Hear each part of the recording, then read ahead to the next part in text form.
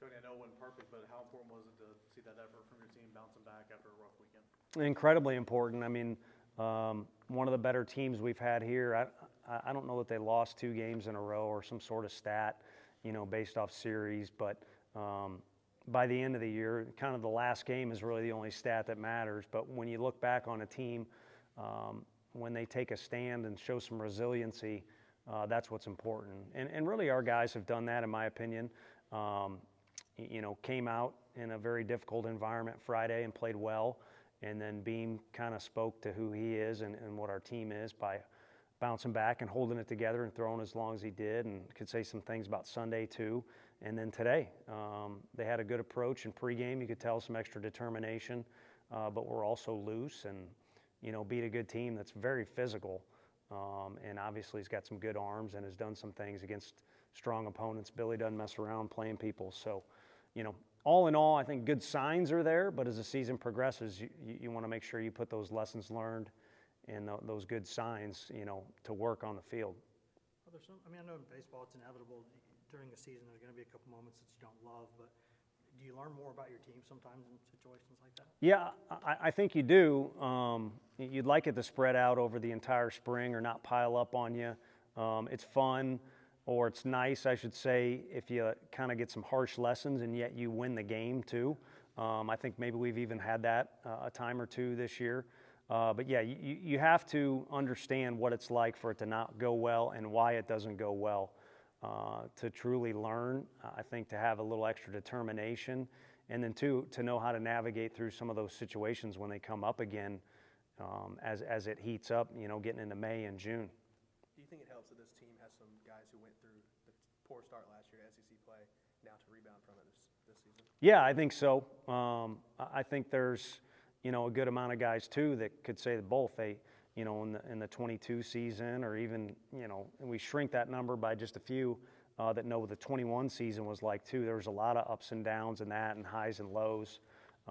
So there's an entire body of work there now, with at least our coaching staff being here to kind of preach from our standpoint, or for the players to talk about it in the locker room as far as how to approach things. So it's got some value. I know it's still a couple days away, but what do you know about Ole Miss? What are you looking at? Not too much. I got to work on that.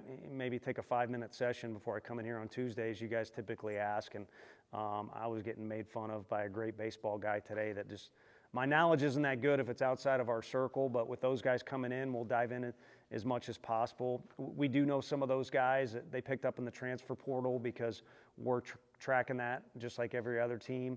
They got some guys that we recruited out of high school and chose to go there as well. So a little bit familiar with the personnel. But if you're just talking about the program, all too familiar. I mean, they're going to be aggressive on offense. They're going to be very well coached pitching-wise. And, Coach B's got a national championship ring for a reason. And really, I don't want to say he built it from dust, but I think some people lose sight, no matter where you live in the country, of kind of what he has created down there with not just the program, but the entire environment surrounding the baseball program. How good was it to see Ariel get his first at bat? I know he's played a couple times, but his first at bat almost went yard.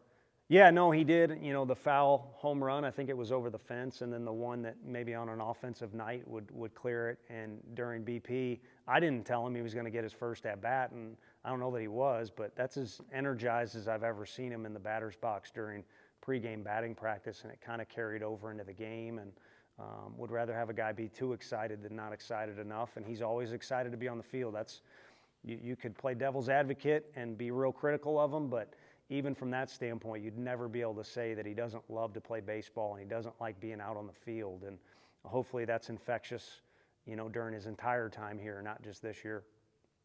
Dylan Drawing's been a steady presence for you guys. Looking back at this time last year, he leaned on guys like Griffin Merritt and others. This point in time, are you seeing Dylan kind of be coachable to the others, some of these newcomers?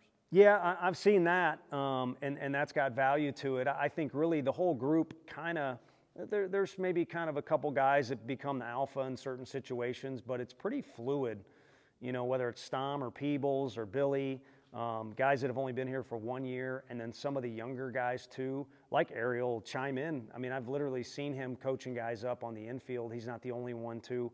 It's pretty fluid across the whole roster. All the catchers will help each other.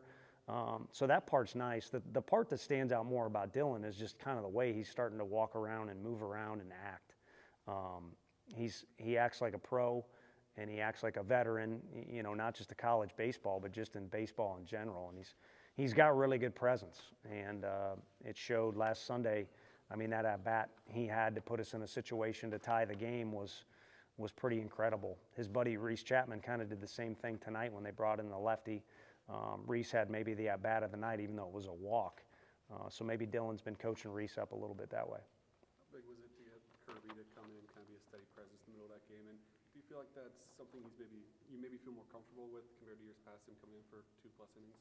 Yeah, I think in years past, we've had, he was kind of growing up and he had older guys around him that were really good. Well, now he's kind of the guy, and there's going to be a moment where there's nowhere to run. It's either him or it's him or nothing.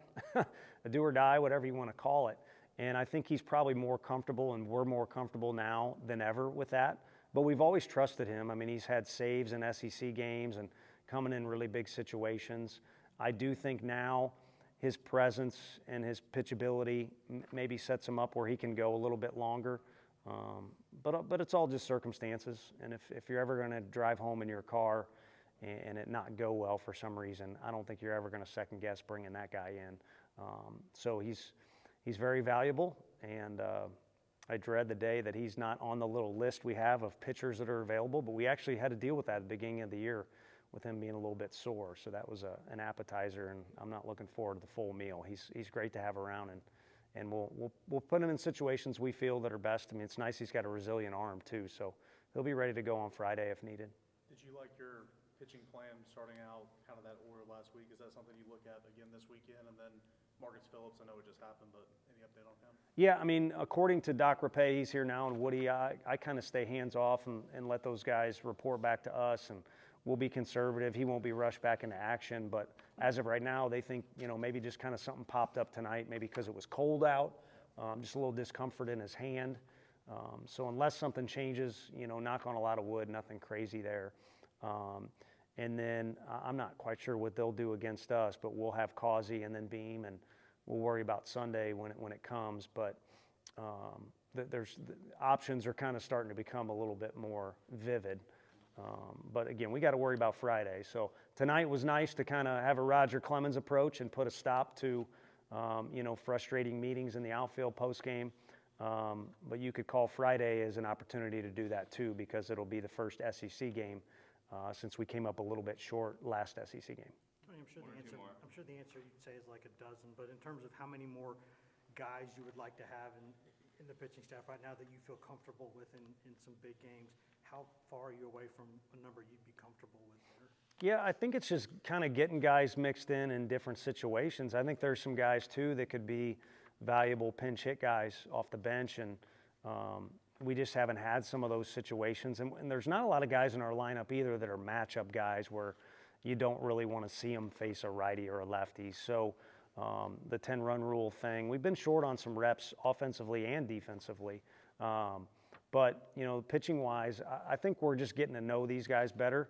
I don't think it's necessarily – I mean, if they're wearing orange, I trust them. They're teammates, and let's rock and roll and see what happens. But it just helps to know a little bit more of who the guy is and how he's going to act and how he handles different situations. We just haven't had that many reps pile up in actual spring games. But I think as each day goes by, we're learning more and more about this group. Tony, do you have an update on Dalton Vargo? Yeah, I mean, I think, you know, this weekend it'd be reasonable to think he could swing the bat. I think to play a position defensively is a little bit off in the distance, maybe a couple weeks away. We'll see where he's at base running and how we want to handle that too. But I think it's reasonable to say that he could swing the bat sometime soon. Thanks, Coach. Okay, thank you all.